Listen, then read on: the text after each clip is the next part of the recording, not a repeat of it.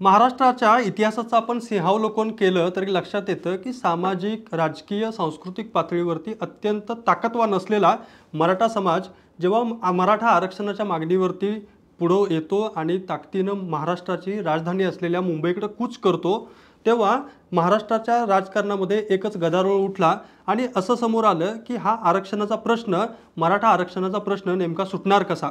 हा प्रश्न अत्यंत जटिल आहे। विशेषतः मराठा आणि ओबीसी हे दोन समुदाय या प्रश्नावरती आमने-सामने आलेले असताना या प्रश्नावरती सरकार तोडगा कसा काढणार आणि एका बाजूला मराठा आरक्षणाच्या मुद्द्यावरती मराठा नेते मनोज जरांगे पाटील हे सातत्यानं मुख्यमंत्री देवेंद्र फडणवीस यांना धारेवर धरत असताना या प्रश्नावरती मार्ग कसा निघणार आणि मराठा आंदोलनाचा प्रश्न नेमका सुटणार कसा? हा प्रश्न सातत्यानं विचारला जात होता आणि अगदी घडलं सुद्धा तसंच। गेल्या 5 दिवसांमध्ये मात्र सरकार अडचणीत आल्याचं दिसून आलं आणि हा प्रश्न दिवसेंदिवस अधिक कठीण होतोय आणि हे आंदोलन सातत्यानं मिटणार नाही आणि हे पुढत जाते आणि एकेवेळी असं वाटलं की अंतरवाली सराटीसारखी एक आणीबाणीची परिस्थिती सुद्धा मुंबईमध्ये तयार होतीये का, असा सुद्धा प्रश्न निर्माण झालेला होता। आणि अशा परिस्थितीमध्ये आज सकाळपासून आंदोलनाच्या 5व्या दिवशी अत्यंत गतिमान राजकीय घडामोडी घडल्या आणि या आंदोलनाचा आज अखेर कंडका पडला असंच आपण म्हणू शकतो आणि मराठा समाजाच्या 8 पैकी तब्बल 6 मागण्या पूर्ण झाल्या।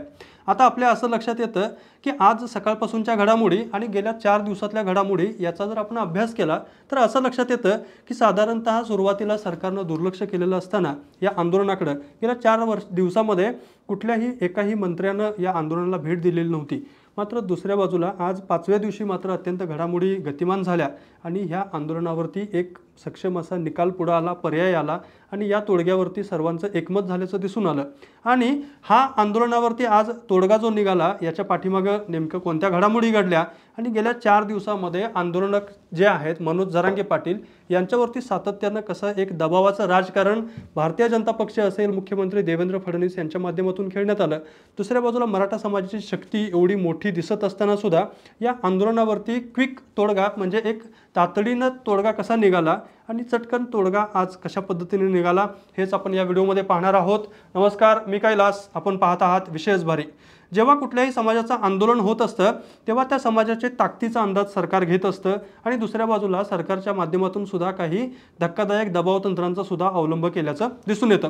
आता हे आंदोलन सुरू असतानाच आपल्या असं लक्षात आलं की सुरुवातीच्या 4 दिवसांमध्ये सरकारच्या पातळीवरती फारसं गांभीर्यानं हे आंदोलन घेण्यात आलेलं नव्हतं।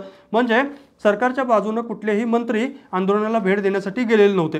मात्र दुसऱ्या बाजूला उच्च न्यायालयाच्या माध्यमातून मात्र सातत्यानं या आंदोलकांवरती विशेषतः मनोज जरांगे पाटील यांच्यावरती दबाव तंत्र अवलंबल्याचं दिसून आलं।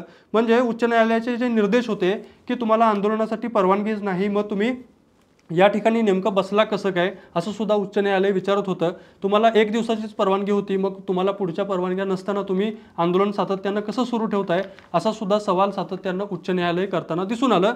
महत्त्वाचं म्हणजे उच्च न्यायालयानं यावेळी सरकारवरती सुद्धा ताशेरे ओढलेले होते आणि मराठा आंदोलकांवरती सुद्धा त्यांनी एक निशाणा साधल्याचं दिसून आलं आणि उच्च न्यायालयानं अखेर आज 5व्या दिवशी असं सांगितलं की 3 वाजेपर्यंत तुम्हाला एक मुदत दिलेली आहे आणि याच्यानंतर तुम्ही हे आझाद मैदान खाली केलं पाहिजे आणि मुंबई बाहेर जा अशा पद्धतीचा निर्देश सुद्धा उच्च न्यायालयानं आज दिल्याचं दिसून आलं। यामुळे कुठंतरी या आंदोलकावरती आणि मनोज जरांगे पाटील जे नेते आहेत आंदोलनाचे यांच्यावरती सुद्धा एक दबाव निर्माण झाल्याचं दिसून आलं। तर दुसऱ्या बाजूला कालपासून ज्या पद्धतीनं बातम्या येत होत्या की आंदोलक जे आहेत मुंबईमध्ये जमलेले हे दक्षिण मुंबईमध्ये विविध भागांमध्ये फिरत आहेत आणि ठिकठिकाणी दंगा करत आहेत, विशेष म्हणजे शेअर मार्केटमध्ये ते घुसले अशा पद्धतीच्या बातम्या आल्या। यासोबतच रेल्वे रूळ असेल, CSMT स्थानक असेल, मरीन ड्राईव्ह असेल, या ठिकाणी सुद्धा मराठा आंदोलक हे कुठंतरी उपद्रव देत आहेत अशा पद्धतीच्या बातम्या येऊ लागल्या आणि असंही म्हटलं जाऊ लागलं दुसऱ्या बाजूला की जाणीवपूर्वक प्रसारमाध्यमांच्या माध्यमातून या बातम्या पेरल्या जात आहेत आणि मराठा आंदोलन कुठंतरी बदनाम करण्याचा प्रयत्न होतोय अशा पद्धतीचं विधान सुद्धा मनोज जरांगे पाटील यांनी केलेलं होतं। आणि आंदोलक हे हुल्लडबाज नाही आहेत तर हे सरकारच हुल्लडबाज आहे असं सुद्धा जरांगे पाटील काल म्हटलेले होते। यामुळे कुठंतरी आंदोलन हे सातत्यानं पुढे चिघळते का काय आणि अंतरवाली सराटीमध्ये ज्या पद्धतीनं 2 वर्षापूर्वी एक आणीबाणीची परिस्थिती निर्माण झालेली तशीच परिस्थिती आता आझाद मैदानामध्ये सुद्धा निर्माण होते का असा प्रकारचा प्रश्न आता समोर येत होता।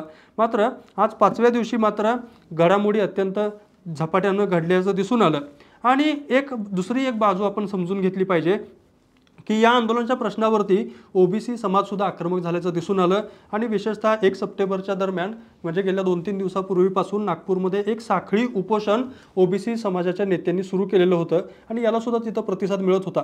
त्यामुळे मनोज जरांगे पाटील यांची जी काही पहिली मागणी होती ज्याच्यासाठी ते फार आग्रही होते ते म्हणजे मराठा समाजाला थेट ओबीसी म्हणून घोषित करा आणि कुणबी मराठा ह्या ज्या काही जाती आहेत त्या पोटजाती म्हणून घोषित करा अशी त्यांची मागणी होती आणि सरसकट मराठा समाजाचा समावेश ओबीसी प्रवर्गामध्ये झाला पाहिजे ही जी त्यांची मागणी होती ही कुठेतरी बॅकफूटवर गेली। ह्याचं कारण म्हणजे दुसऱ्या बाजूला असलेला ओबीसी समाज आणि ओबीसी समाजाचे नेते असलेले मंत्री छगन भुजबळ, लक्ष्मण हाके यांनी सुद्धा या मुद्द्यावरती मनोज जरांगे पाटील यांना लक्ष करायला सुरुवात केलेली होती। त्यामुळे मराठा ओबीसी हा जो काही संघर्ष गेल्या 2-3 दिवसांमध्ये उफाळून आला महाराष्ट्रामध्ये याचा दबाव सुद्धा कुठेतरी मनोज जरांगे पाटील यांच्यावरती निर्माण झाला आणि एक सध्याची परिस्थिती आपण पाहिली अपरिहार्यता म्हणून सुद्धा एक स्वीकारावं लागलं की तातडीनं ही जी काही आग्रही मागणी ठेवली जाते की मराठा समाजाचा थेट ओबीसीमध्ये समावेश करा ही मागणी तुर्तास झपाट्यानं मान्य करणं सरकारला सुद्धा अशक्य होतं।